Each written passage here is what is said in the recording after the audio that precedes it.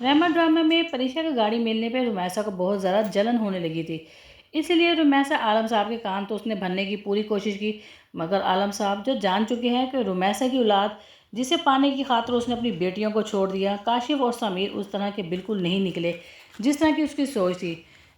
आलम साहब ने जिस तरह से काशिफ पर पैसा बेतहाशा लगाया कि उसका बेटा डॉक्टर बन जाए, मगर बजाय डॉक्टर बनने के वो तो फेल की डिग्री लेकर आ गया। और ये चीज़ अब रुमैसा के लिए बहुत ज़्यादा शर्मिंदगी का सामना करना पड़ रहा था। जब प्रीशा से अलीज़ा और जोबिया से मिलने जाती है रुमैसा, तो उसे इस बात का दुख अंदर ही अंदर से खाया जा रहा था कि उसका बेटा काशिफ उसकी बिल्कुल भी कोई अच्छी प्रोग्रेस नहीं आई, और आलम साहब इस वजह से अब रुमैसा को इग्नोर कर रहे थे और अपनी बेटियों को वो बहुत ज़्यादा रिस्पेक्ट दे रहे थे, और उन्हें फ़ख्र महसूस हो रहा था कि जिस तरह से ज़ोबिया डॉक्टर बन रही है और परीशा जिसने अपनी मेहनत और बलबूते पर ऑफिस की तरफ से उसे गाड़ी मिली, ना ही उसने अपना घर संभाला।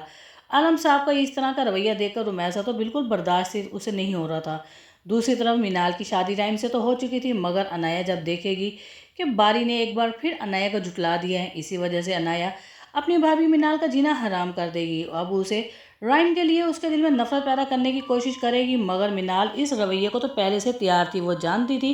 कि अनाया ये सब कुछ उसके साथ करेगी, और इस बात का अंदाज़ा अनाया के भाई राइम को भी बहुत पहले से था कि अनाया एक बार फिर मेरी और मिनाल के दरमियान में वो इख्तलाफात पैदा करेगी कि हम एक दूसरे को छोड़ दें। मगर राइम अब वो इस बात को समझ चुका था, इसलिए वो मिनाल को बिल्कुल नहीं छोड़ेगा, बल्कि अपनी बहन अनाया की हर गलती को गलती ही मानेगा।